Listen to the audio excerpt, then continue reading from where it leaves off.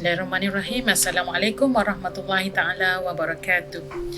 Saya Puan Nurul Hasinah binti Mazin daripada Unit Pengurusan Psikologi Politeknik Kota Baru. InsyaAllah hari ini saya akan berkongsi berkaitan dengan pengurusan stres. Apa yang dimaksudkan stres dan bagaimana cara kita menguruskan stres? Definisi stres. Stres ialah tekanan ataupun desakan yang dihadapi oleh seseorang individu berikutan sesuatu keadaan yang berlaku kepada mereka. Dan stres juga akan menyebabkan seseorang individu itu memerlukan keupayaan dan juga cara untuk menghadapi isu yang dihadapi. Itu adalah kata definisi stres. Dan kita lihat juga simptom stres. Apa yang dialami oleh individu-individu yang mengalami stres. Yang pertama adalah individu yang stres ni biasanya dia akan cepat marah. Hanya disebabkan oleh perkara-perkara yang kecil saja, individu itu akan mudah melenting, cepat marahlah. Yang kedua adalah lemah semangat. Individu yang mengalami stres juga akan lemah semangat, di mana tak ada orang kata keseronokan, tak ada keinginan untuk melakukan sesuatu tugas ataupun kerja. Simptom stres yang lain juga adalah individu yang mengalami stres akan mudah bimbang ataupun akan mengalami anxiety. Kebimbangan yang dimaksudkan kat sini adalah kebimbangan terhadap sesuatu perkara yang masih belum berlaku lagi. Sebagai contoh, kalau seorang pelajar, seandainya anda seorang pelajar, anda masih belum menduduki peperiksaan tetapi anda sudah mula risau tentang kegagalan yang mungkin anda akan hadapi. Maksudnya bimbang tentang perkara yang masih belum berlaku lagi lah. Selain itu juga individu yang mengalami stres juga akan kurang fokus. Susah untuk memberi tumpuan terhadap sesuatu perkara.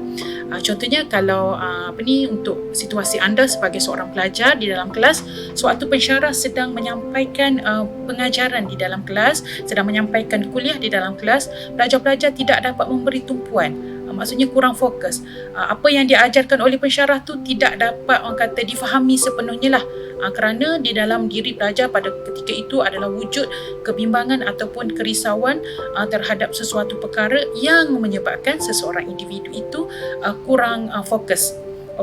Selain itu juga simptom stres juga akan menyebabkan seseorang itu rendah diri, akan merasakan diri mereka itu kekurangan lah, kekurangan berbanding dengan pelajar-pelajar yang lain lah. Sebagai contoh, di dalam kelas pelajar akan merasakan bahawa dia adalah pelajar yang paling tidak menonjol dalam akademik, di mana kawan-kawan lain tu lebih pandai.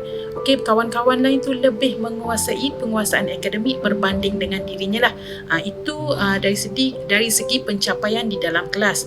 Tetapi mungkin juga akan wujud rasa rendah diri, mungkin dari segi fizikal, dari segi orang kata taraf sosioekonomi. Mungkin ada pelajar-pelajar yang akan merasakan bahawa diri dia lahir daripada keluarga yang kurang berkemampuan, dan jika dibandingkan dengan kawan-kawan yang lahir daripada keluarga yang lebih berada lagi lah. Maksudnya rendah diri kat sini bukan dari sudut pencapaian akademik, tetapi dari sudut fizikal dan juga mungkin dari sudut kedudukan dalam keluarga lah. Rasa rendah diri di mana dia akan fikir dia ni punya kekurangan yang lebih berbanding dengan orang lain. Dan simptom yang khususnya adalah gelisah. Individu-individu yang mengalami stres biasanya dia akan gelisah, terlalu risau, memikirkan sesuatu yang masih belum berlaku, kerana perasaan rendah diri tadi akan menyebabkan individu itu merasa gelisah. Sebenarnya simptom stres ni dia saling berkaitan antara satu sama lain. Dia bukan hanya berdiri simptom itu satu simptom sahaja, tetapi setiap simptom saling berkaitan antara satu sama lain. Ini adalah antara simptom-simptom stres yang dialami oleh individu. Khususnya kita lihat juga kesan dari sudut fisiologi. Dari sudut fisiologi ataupun tindak balas fizikal yang akan dihadapi oleh individu yang mengalami stres. Yang pertama adalah sakit kepala. Individu yang mengalami stres biasanya dia akan kerap ataupun sering sakit kepala. Sering sakit kepala. Yang kedua, individu ini akan susah untuk tidur. Individu yang mengalami stres mungkin dia akan susah tidur, ataupun jika dia tidur pada awal malam, bila dah pertengahan malam, mungkin pukul 1 pagi ataupun 2 pagi dia akan terjaga dan susah untuk tidur semula. Okey. Kesan yang ketiga adalah cepat letih. Okey, dari sudut fisiologi akan cepat letih lah walaupun tidak melakukan aktiviti fizikal, tetapi individu yang mengalami stres biasanya akan cepat letih lah, mudah lesu. Sebagai contoh, kalau anda sebagai seorang pelajar mungkin hanya datang kuliah pada pukul 8 pagi sehingga pukul 10 dan pukul 11 dah ada kelas lagi, tetapi kelas pada waktu pukul 11 tu anda dah rasa macam penat sangat, dah rasa tak bermaya lah. Okey, cepat letih. Yang seterusnya adalah lemah badan.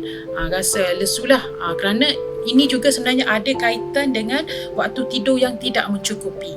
Okey, kerana bila waktu malam adalah waktu untuk kita semua berehat tidur kan. Maksudnya mungkin 8 jam hingga 7 jam sehari tidur waktu malam, tetapi bagi individu yang mengalami stres dia sukar untuk tidur dan mungkin bila dah tidur terjaga, dan ini sebenarnya kesan bila siang hari. Siang hari sepatutnya bila malam dah tidur, dah hilang keletihan, jadi siang tu akan lebih bersemangat lah, akan tak rasa letih dan sebagainya. Tetapi bila malam tak cukup tidur, bila siang hari memang akan wujudlah rasa letih dan juga lemah badan.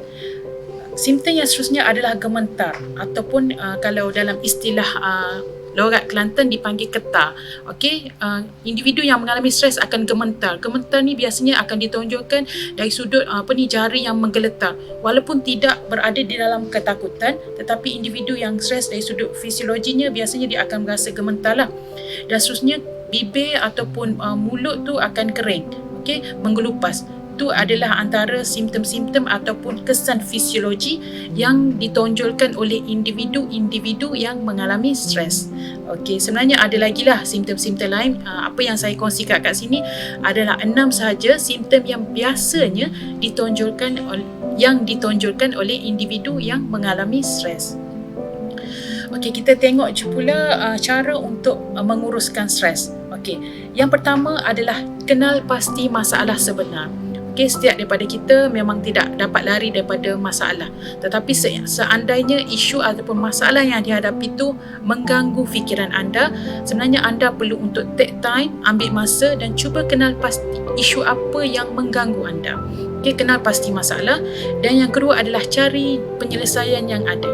Okey, untuk makluman semua pelajar, unit pengurusan psikologi mempunyai 3 orang pegawai psikologi yang bersedia untuk membantu anda. Anda datanglah ke unit pengurusan psikologi untuk kita sama-sama berbincang, untuk sama-sama kita melihat isu yang anda hadapi. Dan insya-Allah bila anda datang ke unit pengurusan psikologi, kita akan bincang dengan anda. Kita akan bantu anda untuk mengenal pasti isu sebenar yang anda hadapi. Okey, selain itu juga bila disebut dengan cari penyelesaian masalah, anda juga sebenarnya boleh cuba berbincang dengan orang yang anda percaya dan anda rasa yakinlah. Sebagai contoh, mungkin boleh jumpa dengan penasihat akademik, boleh berjumpa dengan pensyarah yang mengajar, boleh juga merujuk kepada ibu bapa ataupun rakan-rakan yang anda rasa anda selesa dan anda percaya. Okey, kerana setelah anda mencari penyelesaian masalah yang anda ada, anda akan lebih mudah untuk membuat penilaian setiap penyelesaian masalah. Kerana setiap masalah pasti akan ada penyelesaian, dan setiap masalah sebenarnya akan ada beberapa solution, akan ada beberapa pendekatan untuk membantu anda memilih pendekatan yang terbaik untuk menyelesaikan isu yang anda hadapi. Dan seterusnya adalah bertindak berdasarkan pilihan yang terbaik. Seperti saya kata tadi, setiap masalah biasanya akan ada beberapa jalan penyelesaian. Jadi setelah orang kata kita berbincang, kenal pasti isu, berbincang tentang pendekatan yang boleh digunakan, dan anda boleh memilih pendekatan yang terbaik untuk mengatasi isu yang anda hadapi. Dan seterusnya adalah cuba untuk belajar. Apa yang dimaksudkan kat sini cuba untuk belajar? Sebagai contoh, bila anda ada masalah berkaitan dengan pencapaian akademik sebagai contoh. Jadi bila anda berjumpa dengan kaunselor, berjumpa dengan penasihat akademik, anda akan akan diberi beberapa pendekatan untuk mengatasi isu penguasaan akademik anda itulah. Jadi setelah ada jalan penyelesaian dan anda dah pilih jalan penyelesaian yang terbaik untuk mengatasi isu yang anda hadapi, cuba untuk belajar daripada pengalaman yang telah anda dapat untuk anda gunakan pada masa yang akan datang. Okey, kerana setiap hari adalah orang kata proses pembelajaran untuk kita semualah. Okey, sebagai kesimpulannya, yang paling utama sekali adalah hargailah diri anda sendiri. Okey, hargailah diri anda sendiri kerana anda yang pertama sekali adalah anda perlu orang kata menjaga kesihatan mental, menjaga kesihatan diri anda sendiri. Cuba untuk kekalkan sesuatu perkara tu dari sudut perspektif dan juga fikiran yang positif. Okey, catatkan setiap kejayaan yang kecil. Sebagai contoh, mungkin hari ini anda berjaya menghantar tugasan lebih awal daripada deadline yang diberikan oleh pensyarah. Itu juga sebenarnya adalah satu kejayaan untuk anda. Cuba catatkan setiap kejayaan yang anda telah lakukan dan sentiasa mensyukuri setiap nikmat yang anda perolehi. InsyaAllah fikiran yang tenang akan membuatkan anda dapat menghadapi kehidupan ini dengan lebih sejahtera. Okey, itu saja untuk perkongsian saya pada kali ini. Anda dialu-alukan untuk datang ke unit pengurusan psikologi. Anda datang dengan harapan anda akan pulang dengan senyuman. Assalamualaikum warahmatullahi taala wabarakatuh.